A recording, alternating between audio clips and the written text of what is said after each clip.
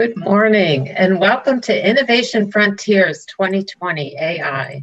This is session number 2, the how-tos of AI in healthcare. My name is Teresa Urban and I'm a founding member for the Society of Healthcare Innovation, and I am your host for this session. And now it's my pleasure to introduce to you our speakers for this session. Professor Shafee Ahmed is a multi-award-winning surgeon, a 3-time TEDx and international keynote speaker, faculty at Harvard Medical School, Barts Medical School, Imperial College London, Queen Mary University, Bradford University, and Singularity University. Dr. Ahmed is named among the top 20 global influencers in digital health innovation and a HIMSS Future 50 Clinical Leader 2020. David Sylvan is president of UH Ventures and interim CEO of a New York-based fintech startup, Paradigm, an automated OTC trading platform for digital assets. David is also an adjunct professor in Weatherhead Business School's Department of Design and Innovation. And our third panelist for today is Dr. John Younger, who began his career with a 20-year turn as a translational physician scientist at the University of Michigan, where he built and led a research program that applied chemical engineering and mathematical tools to sepsis and medical device infection. John is the founder of Academium Life Sciences, vice president for science and technology at the University City Science Center in Philadelphia, and has worked with dozens of startups to help them build, implement, sell, and integrate their technologies within healthcare systems. Their full bios are available in our workspace and on our website, shci.org. Just a reminder, there will be no breaks between their presentations. So please welcome our first speaker, Dr. Ahmed. Hi, and good afternoon from London. Good morning, I guess, in the US. Thanks so much for the invitation. It's always a pleasure to speak at these conferences and support people's ambitions to bring innovation into the healthcare space. So thanks so much for the invitation. I'll just make sure that screens are working now and hope it's all working appropriately. Okay, so I'm Shafee Ahmed. I'm a surgeon based in London, and I've got about 10 or so minutes to talk to you about some clinical applications of AI. Where we are, we've seen a lot of issues around the false promise of AI over many years. I call it the hype, the hope, and now, of course, in 2020, 2021, we'll talk about the reality of the applications of AI. So one of the things to understand is that we live in amazing times called medicine. We know that. It's not about just one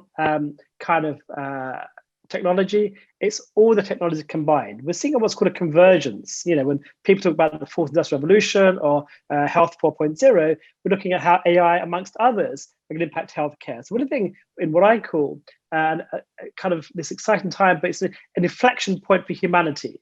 It's changing. We've seen a complete change in the way we're perceiving healthcare, how redesigning, reimagining, and of course, the pandemic has accelerated that change over the last 8 to 9 months, bringing those kind of technologies more to the, front face of medicine.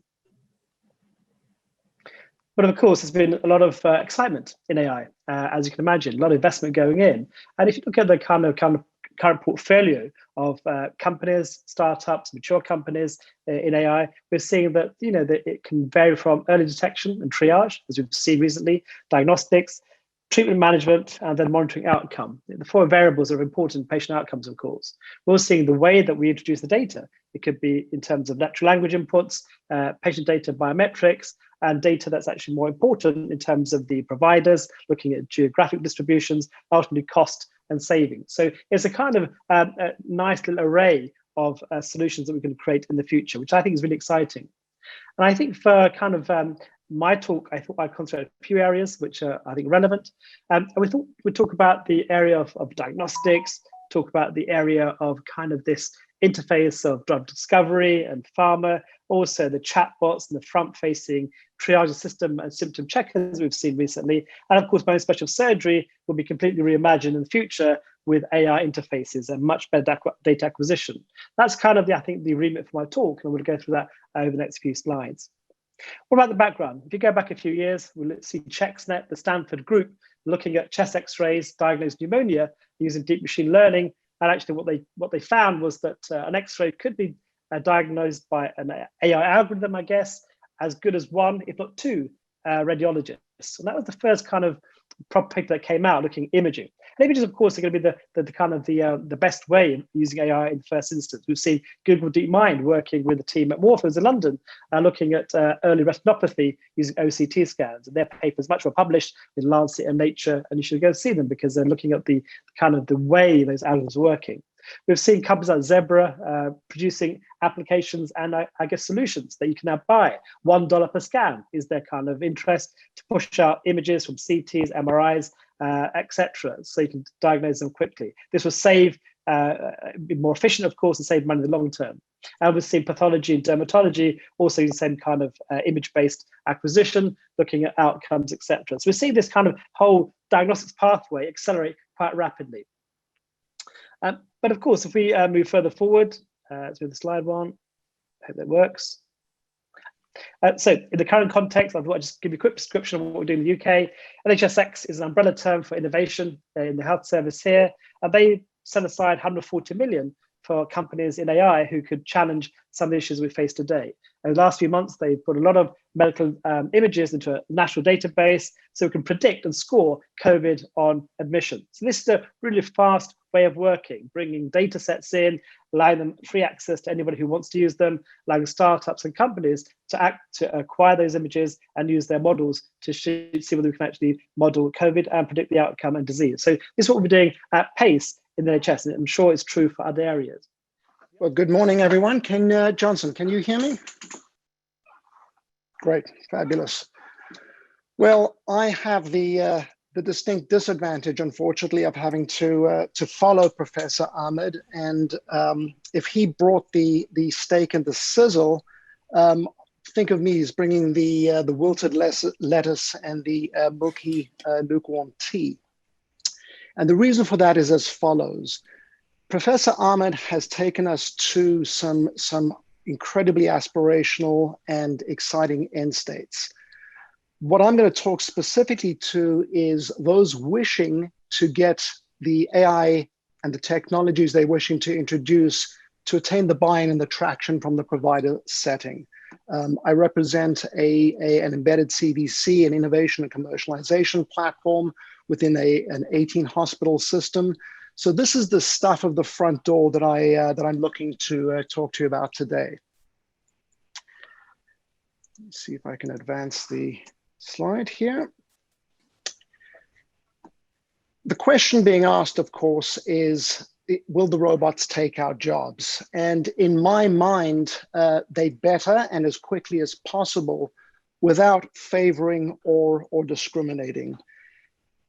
AI isn't about robots taking jobs. It's on the far left of the complexity spectrum. The future of work is about changing tedious and time and revenue consuming manual jobs into strategically automated tasks and systems. And on the far right of the spectrum of that continuum, and you saw that with Professor Ahmed's presentation, it's about sophisticated error reduction, procedural accuracy, infallible decision support, etc. So AI should not be seen as a new technology push, but an existential imperative for healthcare systems everywhere. Customers, competition is candidly demanding it. So who are the persona making up all of the critical actors in the process of introducing a new AI to the provider space? And I would say to those of you who are looking to do this, you have to understand and appreciate the audience for your solution. And you have to understand that the decisioners are going to be pretty bifurcated.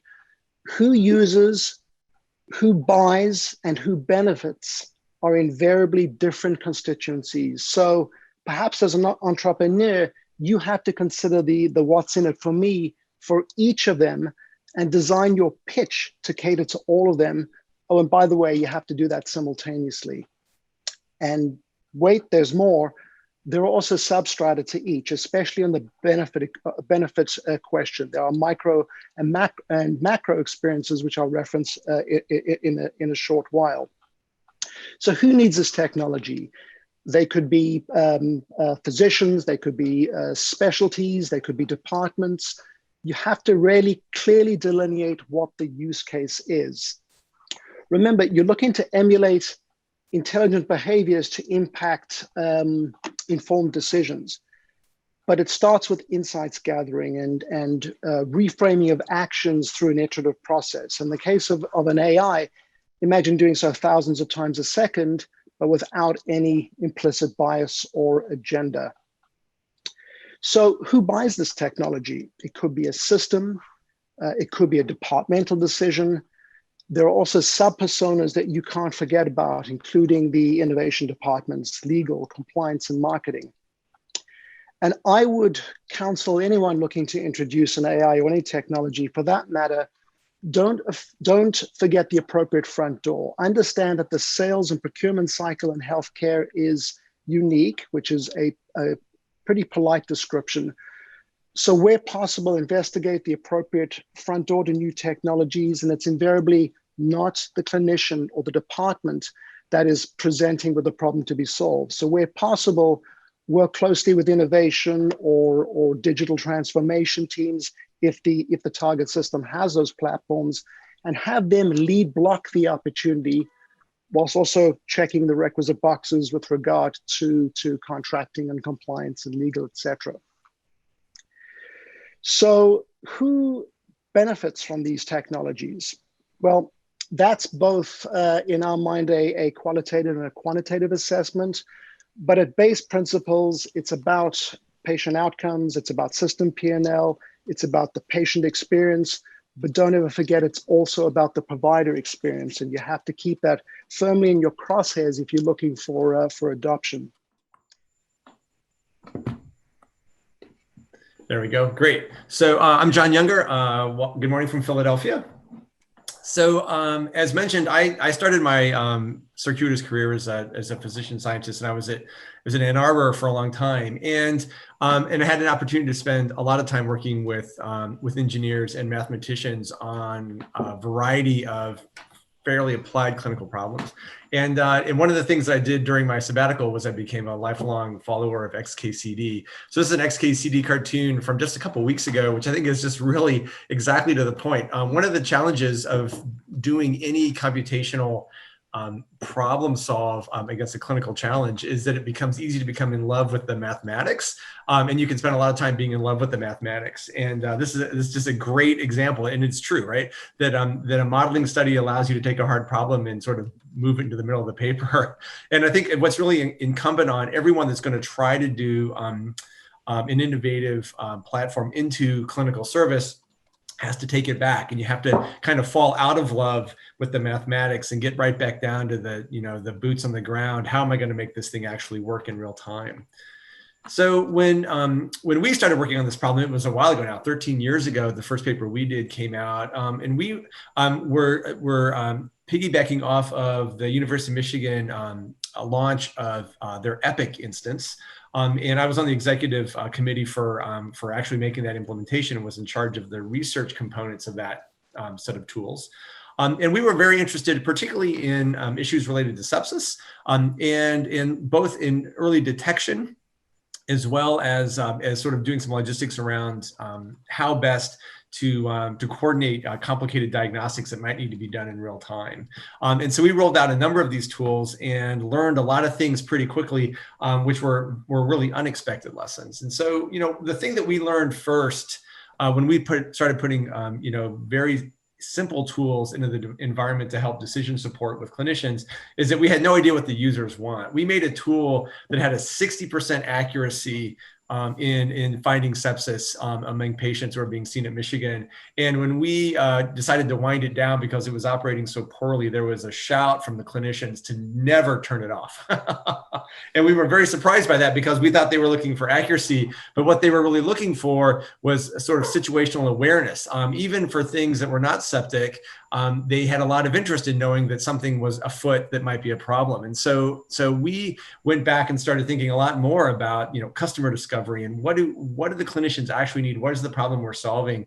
We sort of threw a tool at them, and I don't think that that's the approach that should be used. It should really start with a deep conversation with users about what do they need to do, and to definitely echo what David said. What does success look like? What does an application succeed in doing in making a user really thrilled?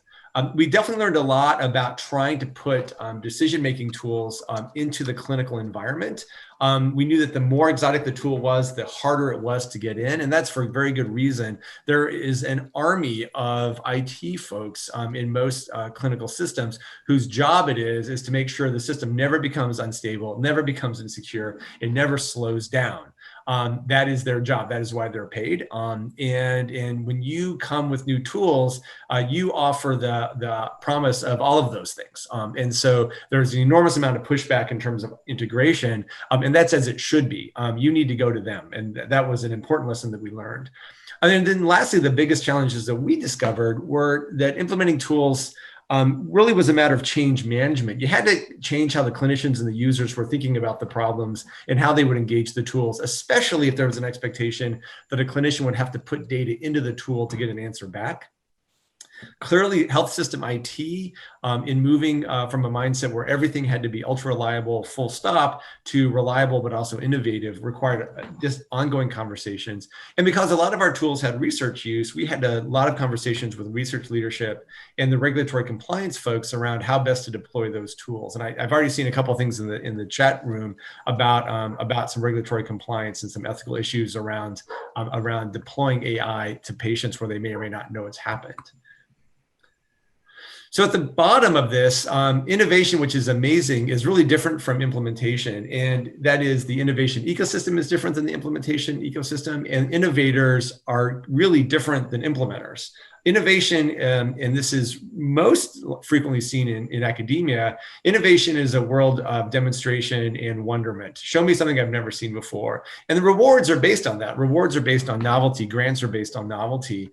In general, although a lot of folks that innovate will not agree, these are sort of low stakes, low rewards environments, right? So if you write an algorithm, it doesn't really work very well, not much comes of it except it's time to build a new algorithm. Implementation is different. Implementation needs to be endlessly repeatable and never surprise anybody ever.